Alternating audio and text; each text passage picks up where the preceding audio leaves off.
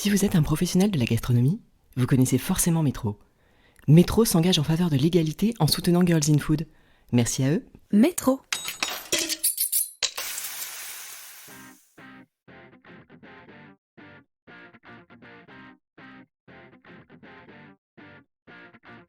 Louise Petit-Renaud est née dans le milieu de la gastronomie, entre un père et une mère tous deux experts et passionnés. Elle a été bercée par les ambiances de service et de cuisine, ouvrant l'œil et aiguisant son palais au contact des chefs. À l'âge adulte est arrivée l'ambition de partager avec le plus grand nombre le savoir et le savoir-faire incroyable de tous ces cuisiniers qu'elle a la chance de côtoyer depuis toujours. Rendre accessible leur technique, mais aussi montrer qui se cache derrière la veste blanche. Ce rôle qu'elle a endossé en fait une passerelle entre deux mondes, la haute gastronomie et le grand public. Et au milieu, il y a le terroir, l'autre passion de Louise. Produits et producteurs n'ont pas de secret pour celle qui veut rendre accessible à tous le meilleur de ce que la terre et la saison ont à nous offrir.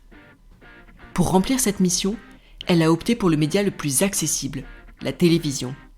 Un milieu lui aussi objet de fascination et de légende qu'elle décrypte pour nous aujourd'hui. Vous êtes prêts à passer à table ? Je suis Adeline Glibota et voici le portrait de Louise Petit-Renaud dans Girls in Food. Bonjour Louise Petit-Renaud. Bonjour Adeline. Est-ce que vous pouvez vous présenter ? Alors, je m'appelle Louise Petit-Renaud, j'ai 31 ans presque et demi, mais pas encore. La précision est importante. Très important pour moi, parce que je fête mes et demi, parce que j'adore les fêtes, c'est pour ça. Me décrire dans mon métier, c'est un petit peu compliqué. Je suis pas journaliste, je suis chroniqueuse. Car je n'ai pas ma carte de presse, c'est un choix de carrière. Donc c'est pour ça que on dit sur le papier, chroniqueuse culinaire. D'accord. Petit retour en arrière, quelle était la place de la cuisine dans votre famille quand vous étiez enfant ? Même si j'ai des éléments de réponse. Alors, c'est-à-dire que c'est pas une place, c'est toute ma vie. Je suis née dans la cuisine, je suis née dans ce milieu, j'ai un papa qui est passionné par ça, qui a commencé sa carrière de journaliste gastronomique quand je suis née, pile au moment où je suis née. Okay. Donc en fait, si vous voulez, je crois que je suis sortie de la maternité, que ma première visite c'était dans un restaurant, quoi. Toujours dans votre enfance, est-ce qu'il y avait un plat du dimanche particulier ? Alors, pas forcément un plat en particulier, mais c'était surtout l'instant. Ok. J'ai des parents qui travaillaient beaucoup, et c'était vraiment le jour où on se retrouvait en famille, où les amis pouvaient passer, bien sûr, la porte était toujours ouverte. Mais c'était important quand j'ai commencé un peu à me rebeller à l'adolescence, où je voulais mettre un peu les joggings à la mode pour me mettre à table le dimanche. On m'a dit, Louise, hors de question, on s'habille bien, on savoure ce moment, c'est précieux. Donc oui, j'ai pas de plat en particulier, mais un cérémonial plutôt. Un cérémonial, la viande mijotée qui fera qu'on aura les restes aussi toute la semaine. Le dessert, ça peut être le gargouillou aux pommes pour l'hiver et le clafoutis aux cerises pour le printemps. Ouais. Mais c'était surtout célébrer et profiter de l'instant présent. Et toujours dans votre enfance, est-ce qu'il y avait un métier qui vous faisait rêver ? Alors, énormément. Ah. Beaucoup. Alors, je voulais être fleuriste, médecin au SAMU, pédiatre, Céline Dion. Je voulais absolument être Céline Dion. Un bien beau métier. Je vous l'avoue. Je voulais aussi vendre des machines à laver chez Darty, je trouvais ça fantastique. Ok. Donc j'ai plein de métiers que je voulais faire. Et à un moment, il a fallu choisir. Alors justement, d'où l'idée du théâtre, ouais. Où j'ai eu cette passion, cet engouement assez jeune. J'ai commencé à 8 ans, 9 ans. D'accord. Par des petits cours le mercredi après-midi. Et j'ai fait l'école du cirque aussi, j'étais très axée là-dessus. Et ce que je trouvais formidable dans ces écoles de théâtre et cette formation, c'est que comme je voulais faire plein de métiers, je pouvais tout faire dans les rôles. C'est exactement ça. Et ça me plaisait énormément et je prenais un malin plaisir à m'exercer à ce devoir et voilà. Ok. Et quel a été votre tout premier job ? Le tout premier qui vous a valu un chèque, un salaire Alors, je sais pas s'il faut le dire, mais j'adorais ramasser les miettes sur les tables des restaurants avec la fameuse petite pelle. Oui. Et donc, à chaque fois, je demandais au chef, est-ce que je peux le faire, s'il te plaît? Mais non, Louise, t'as 5 ans. Si. Et je crois qu'il me donnait la pièce à chaque fois. C'était le pourboire. C'était un petit peu le pourboire. Alors, Louise, vous êtes née donc dans une famille où la gastronomie est un sujet très important, on l'a compris. Mais pour autant, vous avez donc choisi une toute autre voie, initialement. Est-ce que on peut revenir sur ce choix? Donc vous avez fait du théâtre très jeune. À quel moment c'est devenu vous êtes projeté dans cette vie-là professionnellement? Alors, comme je vous l'ai dit, j'ai un papa qui a commencé sa carrière quand je suis née, qui a pas de formation dans ce milieu-là. Il était balayeur de rue, il s'inscrivait à des concours de poésie, il aimait les mots avant tout. Donc il s'est fait seul, il était heureux d'évoluer au fil des années. Donc moi j'ai assisté à tout ça. J'ai une maman qui a créé les livres de cuisine pratique. Okay. Donc je sais pas si vous vous souvenez, il y a presque 20 ans, je pense maintenant, les cakes de Sophie. Oui, bien sûr, bien sûr. Voilà, donc c'est elle qui a créé tous ces livres de cuisine pratique qui étaient complètement novateurs à cette époque-là. Tout à fait. Donc, je grandissais avec ça, où effectivement, nos sujets de discussion étaient la cuisine, les chefs, les thèmes. Donc, bon, c'est compliqué de se dire, on veut faire comme nos parents. C'est très compliqué, surtout que les deux ont une belle réussite. Oui. Donc, c'était compliqué. Donc, je me suis dit, bon, qu'est-ce que je fais? Moi, j'aime le théâtre. Alors, forcément, j'avais l'âme un peu artistique et passionnée. Hein, ça m'a jamais quittée. Je me suis lancée dedans en faisant plein de petits boulots à côté. Et puis un matin, on se réveille. Ça se passe comme ça. On se dit, en fait, non, Louise, avoue-toi la vérité. Tu veux faire ça.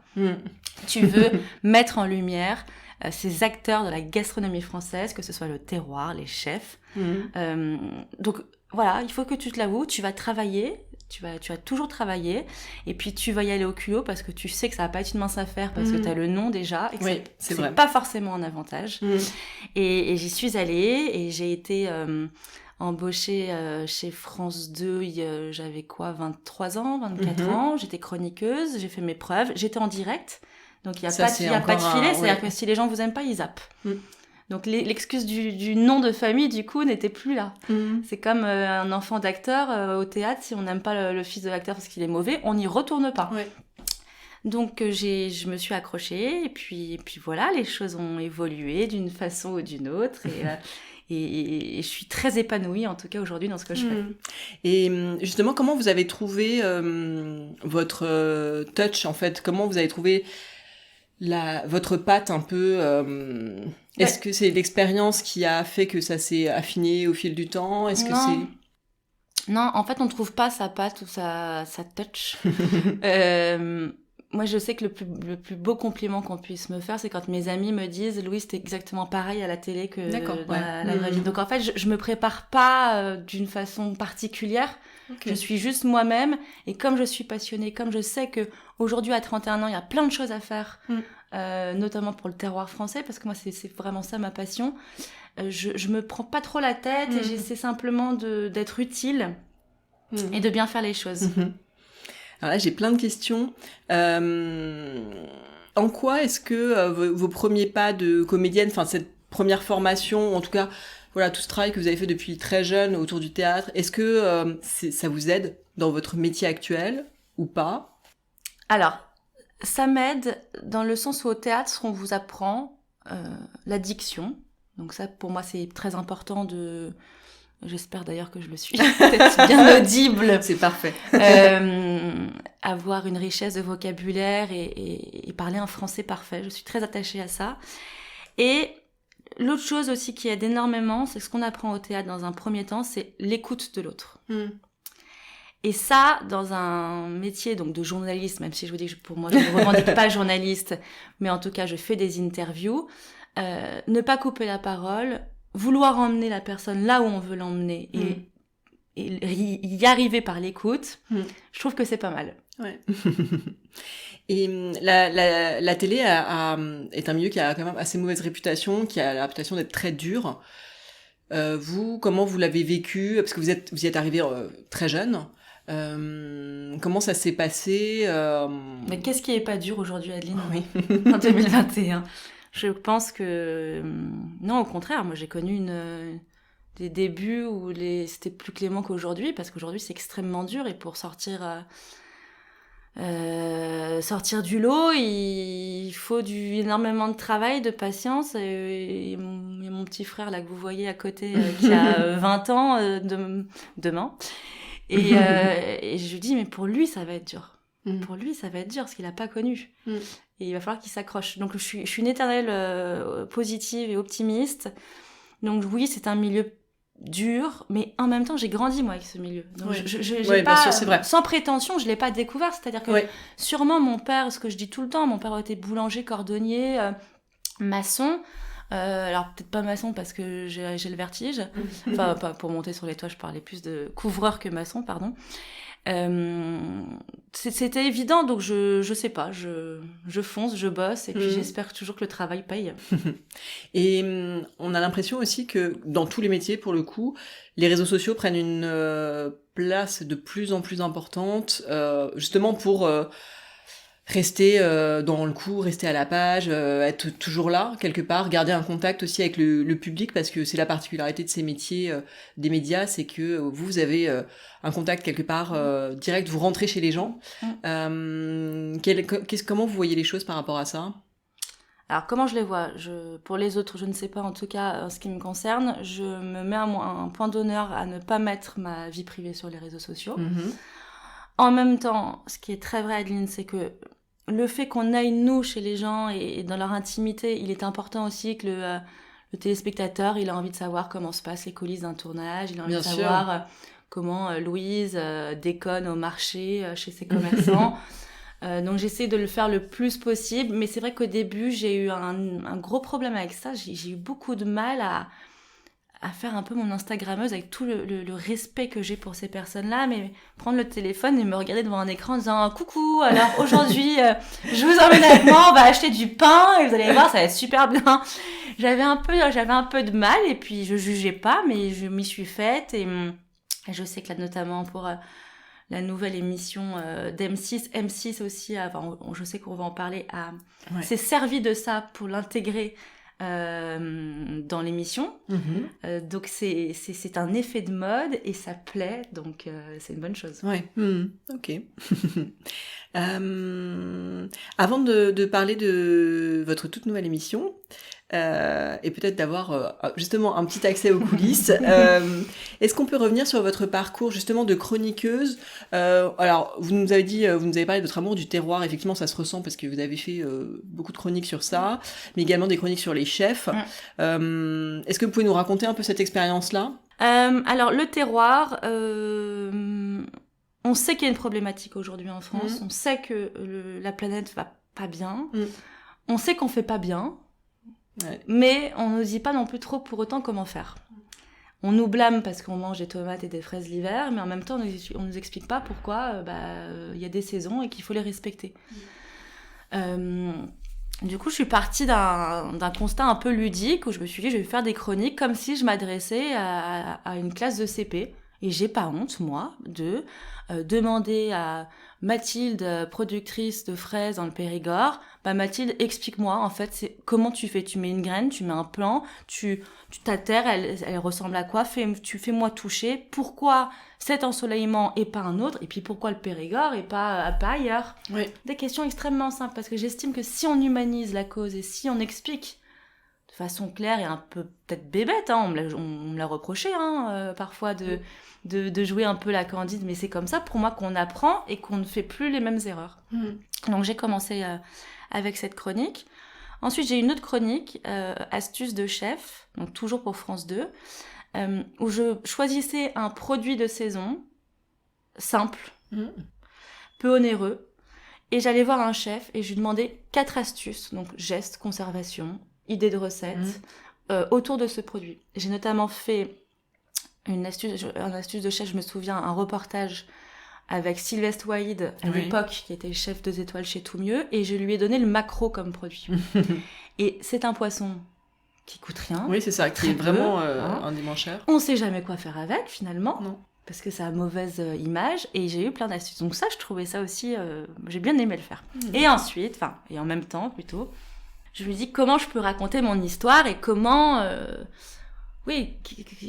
comment je peux raconter mon histoire. Et je me dis, je suis née, moi, dans les cuisines des grands chefs. J'ai eu cette chance inouïe. Mon parrain de cœur était Bernard Loiseau. Il m'a bercée dans ses cuisines quand j'avais 15 jours. Christian Constant, à l'époque du crayon, j'ai fait ses premiers pas avec lui aussi. D'ailleurs, je l'appelle mon papounet de cœur. J'ai grandi avec tous ces chefs-là. J'ai eu une chance énorme. Et c'est eux qui ont forgé mes souvenirs. Et je me suis dit, pourquoi je ferais pas l'inverse ? Oui. J'ai envie de savoir. Et donc, j'ai fait cette chronique où j'allais les chercher dans leur cuisine. Ils étaient en tenue civile. Parce que pour moi, c'était aussi pour que le téléspectateur pense que c'est accessible ce que le chef va faire. Mm-hmm. Et là, il me faisait leur recette. Alors, c'était extraordinaire. C'est-à-dire que je me souviens de Marc Berlin à Ila-Ozerne, qui me dit, l'auberge de Lille, qui me dit, il faisait une escalope viennoise de sa grand-mère. Il me dit, j'y arrive pas. Il me dit, non, Louise, j'y arrive pas. Je lui dis, mais Marc, t'es 3 étoiles. Oui, c'est ça. J'étais 3 étoiles. Je m'énerve, je dis, qu'est-ce que tu me fais, toi, une escalope viennoise? Tu vas réussir à me faire une escalope viennoise, quand même. Et il dit, mais non, ça n'a pas la même odeur, ça n'a pas le même goût. Ouais. Et j'ai adoré ce côté régressif. Et surtout, j'ai lancé cette chronique après le 13 novembre, après les attentats. Ouais. Et c'est William Lémergie qui m'avait fait confiance à ce moment-là. Et j'avais dit, on a besoin de ça. On a besoin de ça, de se remettre dans nos souvenirs, dans nos petites pantoufles confortables et se rappeler ces bons moments. Ce que je trouve intéressant aussi là dans ce que vous dites, c'est vous qui avez proposé cette chronique. Est-ce que ça marche toujours comme ça ? C'est-à-dire, vous proposez des idées et il y en a certaines qui sont validées ou pas. Est-ce que on vient vous chercher pour un projet ? Est-ce que c'est les deux ? Comment ça se passe ? Il n'y a pas de règles en télé. C'est un milieu que j'ai encore du mal à tout comprendre parce que ça change, ça va vite. Ouais. Il y a plusieurs cas de figure. On nous appelle, on nous propose des choses. On peut modifier certaines choses avec les gens qui nous les proposent. Ça peut venir de nous en disant « Bonjour, je m'appelle Louise. J'aimerais vous proposer ça parce que j'y crois et croyez-moi, faites-moi confiance, on va pas se tromper. » Il n'y a pas vraiment de règles. Oui, je pourrais même pas donner un pourcentage. Pour moi, c'est vraiment 50-50. Ouais, c'est ok. Donc, il faut être tout le temps au taquet. Il faut être au taquet. Et ce qui est très compliqué pendant cette période de pandémie, c'est qu'il faut tout le temps avoir des idées.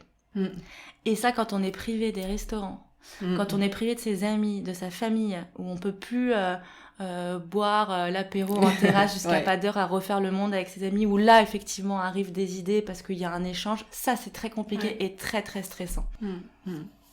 J'aimerais bien qu'on parle un petit peu de votre toute nouvelle émission. Donc, Mon gâteau est le meilleur de France.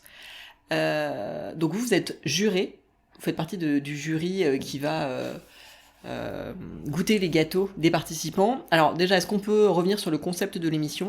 Oui, alors c'est un gros pari que je prends dans ma jeune carrière, car je quitte le service public et France Télévisions pour arriver chez M6.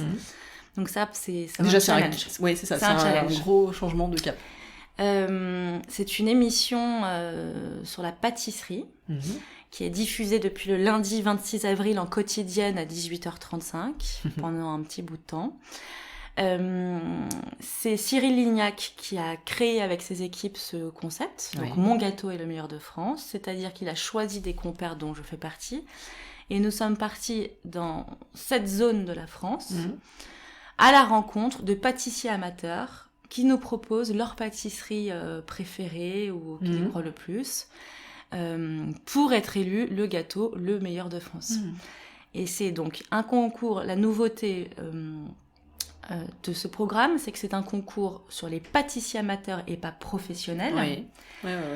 J'assimile ça très souvent, on parle de bricoleurs du dimanche, comme eux se considèrent un peu les pâtissiers du dimanche. Et ce que j'ai aimé, moi, dans l'idée, c'est de se dire, mais quel courage ces gens ont, c'est-à-dire qu'ils viennent pour se confronter à nous et connaître leur niveau. Oui, c'est ça en fait, voilà, c'est ce qu'ils cherchent. Alors, il y en a qui disent, bon bah voilà... Moi, je voulais connaître mon niveau parce que mes amis me disent que je suis bien, mais je savais pas trop. Et pour d'autres, c'était beaucoup plus sérieux, c'est-à-dire, c'est se dire, j'ai ce métier, je suis infirmier, je suis comptable, je suis avocat. On a eu un panel de métiers incroyable. Je crois que j'ai envie de tout quitter pour la pâtisserie, pour me lancer dedans et passer mon CAP. Qu'est-ce que vous en pensez ? Donc c'est une super aventure. Oui, c'est une grosse responsabilité. Hein. C'est une grosse responsabilité, mais on était une bonne bande de joyeux lurons et on a pris beaucoup de plaisir à tourner cette émission. On espère que tout le monde sera au rendez-vous. Ça vient d'arriver, c'est tout récent. Alors, puis comme c'est une création française, c'est un programme français et ça aussi on en est fiers. Ouais. Est-ce que vous avez peut-être une anecdote de tournage à partager avec nous Qu'est-ce que vous pouvez nous raconter sans dévoiler trop de secrets ? Alors, j'en ai énormément et je pense que vous n'allez pas du tout vous attendre à ce que je vais vous dire parce que c'est peut-être nul. Mais on dégustait plusieurs gâteaux par jour, donc il fallait qu'on ait le palais à chaque fois qui se renouvelle.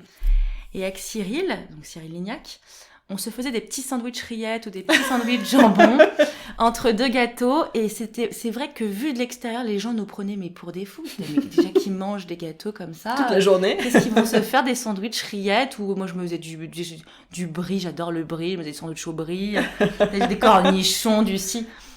Et ça, vraiment, on se marrait énormément. Et ce qui était drôle, c'était le regard des autres. On se disait, mais elle va pas manger du brie à 11h du matin. Si, je vous assure, après un entremets, pomme caramel, beurre salé, je vais manger du brie.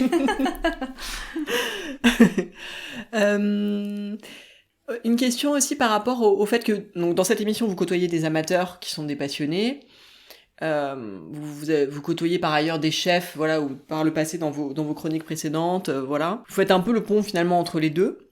Et on a le sentiment de manière générale que la gastronomie se démocratise un peu. Les gens cuisinent beaucoup plus, font plus attention aux produits. Comment vous voyez-vous l'évolution des choses dans les prochaines années, notamment par rapport à ce que vous avez pu voir dans votre nouvelle émission? Est-ce que vous avez été étonné par le niveau ? Est-ce que... Oui, alors déjà, moi, ce qu'il faut savoir, c'est que je sais pas quel âge vous avez, vous, Adeline. J'ai 38 ans. Bon, voilà, donc on est un peu de la même génération. Quand on était petite, la pâtisserie, c'était pas du tout démocratisé comme aujourd'hui. Non. C'était pas du tout accessible comme aujourd'hui. Il y avait pas de pâtisserie un peu moderne au coin de la rue. Pas du tout, oui. Donc c'est assez récent. Ça fait une bonne dizaine d'années que ça existe. Donc déjà, je trouve ça formidable de voir que ce métier de la gastronomie qui englobe tout évolue de cette façon. Encore plus formidable de participer à ce jeu. Parce que alors déjà, je peux vous dire qu'il y avait un niveau mais bluffant de chez bluffant. Ouais. Alors moi, j'avais pas trop de comparatifs vu que c'est la première saison. Mais Cyril, lui, qui a fait 10 ans de meilleur pâtissier, il n'en revenait pas.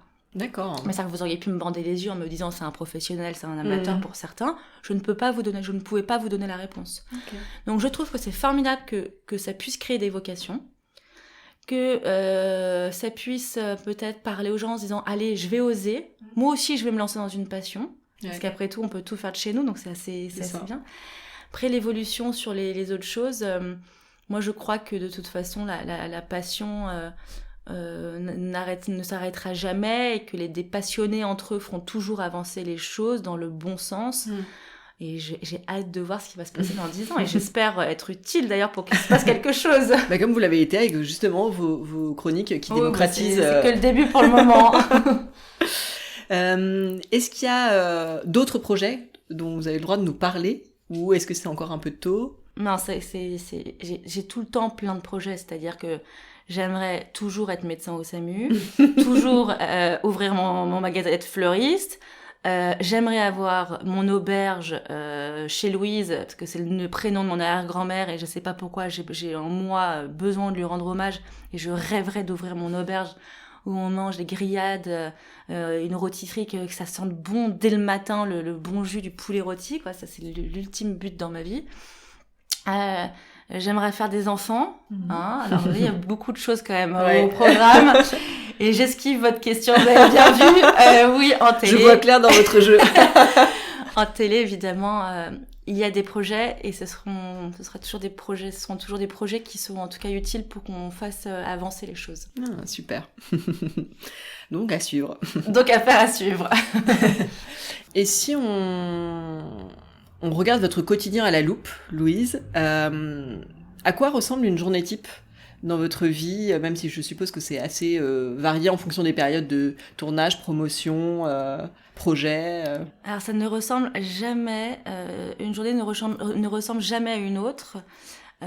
Quand j'étais en direct sur Télématin, alors forcément il y a des réveils qui sont très matinaux, donc c'est des rythmes particuliers, mais c'est pas tout le temps non plus, donc c'est pour ça que ça change en permanence. Faut s'accrocher. Alors après, c'est ce que je vous ai dit aussi, moi c'est pour le moment j'ai pas d'enfant, donc j'ai cette liberté de pouvoir un petit peu si j'ai envie de travailler jusqu'à 2h du matin et me lever à 4h parce que je sais que je ferai une sieste après à 16h, je suis assez libre de ça. Mais en revanche, il y a une chose, un rituel qui reste le même, c'est le marché du dimanche, et ça je pourrais pas jamais le louper.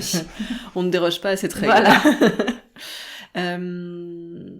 Avant de conclure cette partie, est-ce qu'il y a un moment où vous vous êtes dit, vous avez eu comme une révélation en vous disant ça y est, c'est sûr, c'est ça, j'ai vraiment trouvé ma voie? Je crois que depuis que je suis née, je me le dis. je me dis surtout chaque matin, je suis hyper heureuse de vivre et de faire quelque chose que j'aime. C'est plutôt ça. Ah, c'est chouette. Louise, on va passer à la deuxième partie de l'interview qui est consacrée aux femmes et à leur place dans le monde de la gastronomie. Est-ce que, selon vous, le fait d'être une femme a eu un impact positif ou négatif sur votre parcours professionnel ? Ça, c'est vraiment une bonne question. C'est vraiment une bonne question. Je ne sais pas. Je sais que j'ai été jugée très souvent. Est-ce que c'est parce que je suis une femme ? J'ai pas voulu me poser la question. J'ai préféré continuer d'avancer et en faisant mes preuves et en travaillant. En revanche, il y a une chose ce que je peux dire, c'est que moi, je sais que je reconnais clairement la cuisine d'une femme et d'un homme. Ah bon ? Ouais. Je trouve qu'il y a une différence. Ah d'accord. C'est la première fois que j'entends ça, donc ça m'intéresse. Oui. Moi, par exemple, la cuisine de Stéphanie Lequelec, sans connaître ses plats, je peux fermer les yeux et dire que c'est une femme. D'accord. Il y a... Je veux pas dire qu'il y en a une qui est meilleure j'ai qu'une autre, pas du tout. Mais je trouve qu'il y a une sensibilité qui est différente. Ok.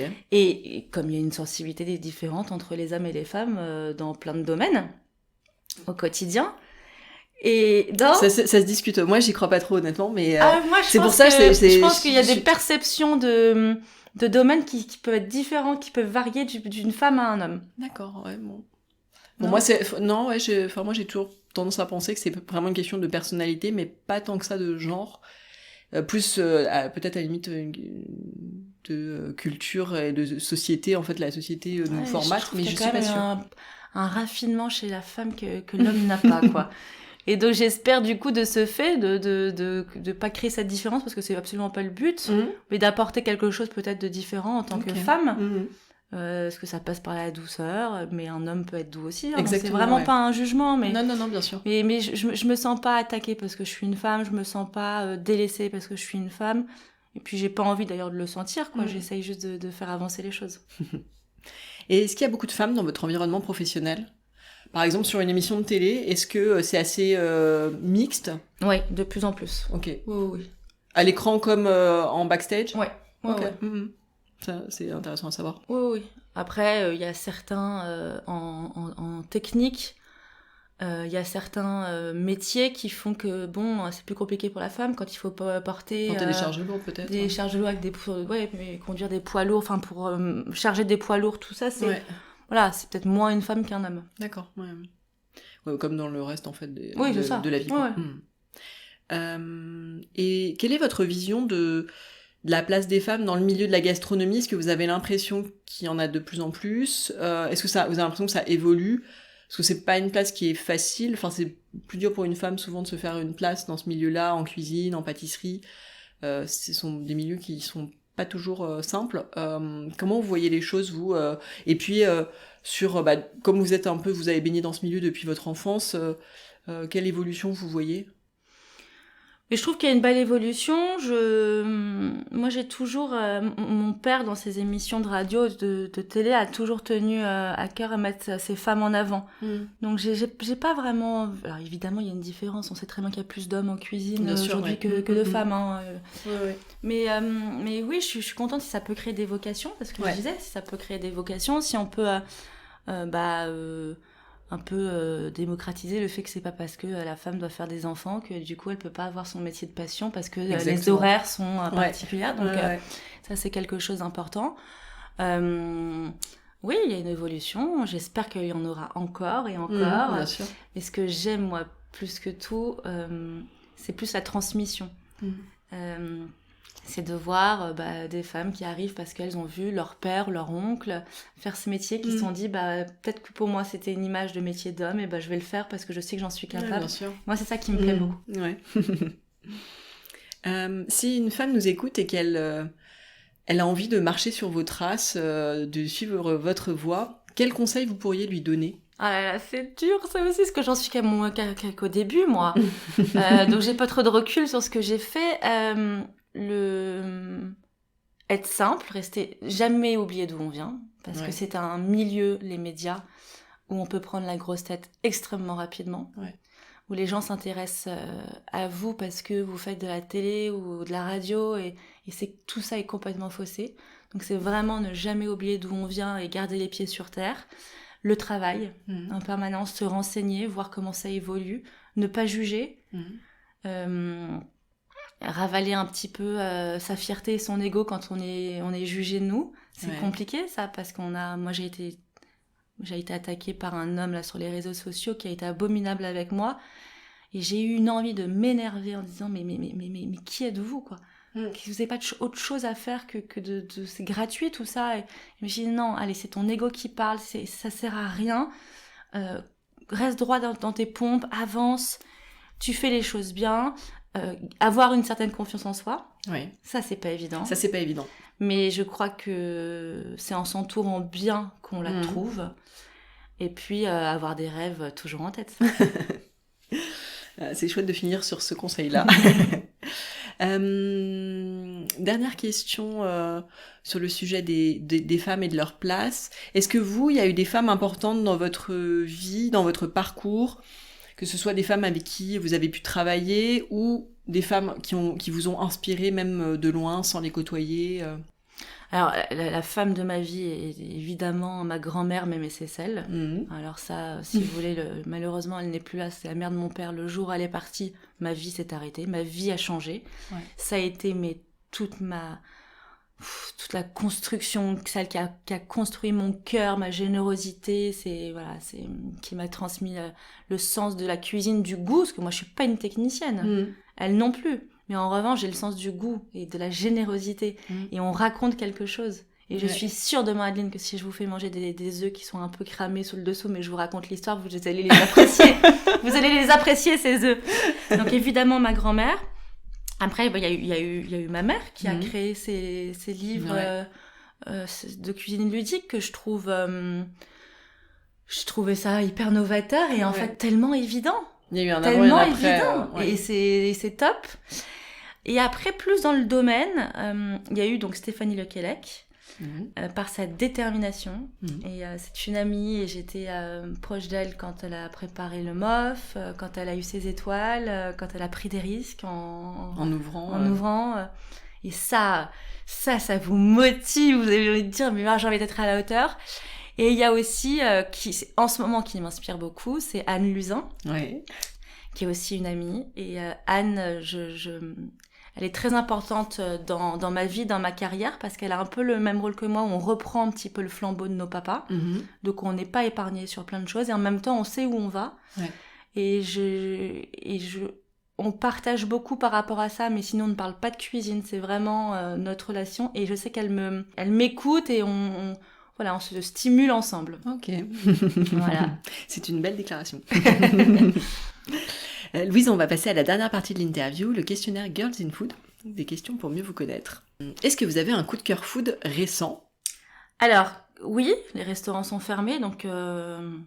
C'est pas et puis comme j'ai pas assez mangé de gâteau pendant l'émission d'M6, mon coup de cœur, c'est les petits choux de la pâtisserie Céline à Boulogne-Billancourt, dans le 92, rue Gambetta. D'accord. Elle fait de très bonnes pâtisseries, et puis ces petits choux là qu'on peut manger un peu à chaque moment de la journée sont irrésistibles. Bon, super. Une adresse hors des sentiers battus, c'est sympa. Quel plat résumerait votre enfance ? Bon, c'est tout le monde le sait, je crois, enfin tout le monde, mes proches bien sûr, la soupe aux petites pâtes au lait de ma grand-mère. Mémé Cécelle, toujours elle. D'accord. Est-ce Imbattable. que vous pouvez nous en dire un peu plus? Ce sont des petites pâtes toutes simples qui sont tout simplement cuites dans du lait. Mais je vous assure, Aline, que si je vous donne la recette et que vous la faites, ça n'aura jamais le même goût que celle de ma grand-mère. Et c'est mon plus beau souvenir. Je ne veux jamais que ça change. Est-ce qu'il y a un plat que vous avez goûté et que vous n'avez jamais oublié? Alors oui, j'ai eu la chance de faire un reportage avec Mauro Colagreco pour un souvenir d'enfance Télématin. D'accord. Et il m'a fait goûter son tourteau aux abricots. Et alors là, je m'en suis toujours pas remise. Ok. Est-ce qu'il y a un aliment que vous détestez? C'est pas un aliment, c'est une épice, alors la cannelle. D'accord. C'est un peu grossier ce que je vais vous dire, mais je crois que je peux tuer quand on met de la cannelle quelque part. C'est très grossier, hein, mais je supporte pas la cannelle. Bon, à noter. À noter. Est-ce qu'il y a un produit que vous avez toujours au frigo ou dans votre cuisine? Du saucisson. Et là d'ailleurs, il m'en reste plus beaucoup, je suis en train de réfléchir. Oulala, le stock baisse. Oulala, le stock baisse là. Quelle est votre recette fétiche, celle que vous faites tout le temps à la maison? Votre recette doudou? Comme j'aime les traditions et les habitudes, j'adore faire mon poulet. Ok. Qui n'est jamais le même, d'une fois sur ce que j'improvise. Donc je dirais oui, mon poulet du dimanche. Ok. Et quand vous préparez votre poulet du dimanche, qu'est-ce que vous écoutez? Est-ce que vous écoutez de la musique, la radio? Est-ce que vous travaillez en silence? Je travaille en silence, oui. D'accord. Parce que j'écris, je fais tout à la... Enfin, je sais pas parce que d'ailleurs, je travaille en silence, parce que j'écris tout à la main. Je ne travaille pas sur ordinateur ni sur un téléphone. J'ai besoin d'écrire pour trouver l'inspiration. Après, je peux taper, par mail, tout ça. Mais ça, c'est pas la question. Qu'est-ce que j'écoute quand je cuisine? J'écoute Édith Piaf à fond la caisse. Ok. Parce que Mémé Cécelle écoutait Édith Piaf à fond la caisse quand j'étais petite. Et donc, du coup, c'est ce souvenir. D'accord, c'est votre tradition. Je veux dire, elle est encore un petit peu là avec moi. Ouais, exactement. Quel serait le resto de votre vie s'il n'en restait qu'un?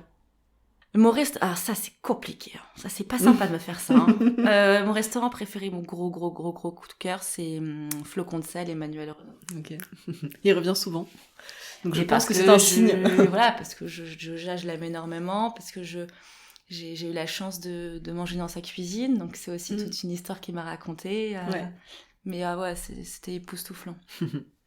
Est-ce qu'il y a un restaurant qui vous fait rêver, où vous avez très envie d'aller, que vous ne connaissez pas encore? Le mien. Non, je plaisante. Mon auberge chez Louise. Mon auberge chez Louise. Non, je plaisante. Tous, parce que malheureusement, c'est tellement c'est tellement dramatique que j'ai qu'une envie.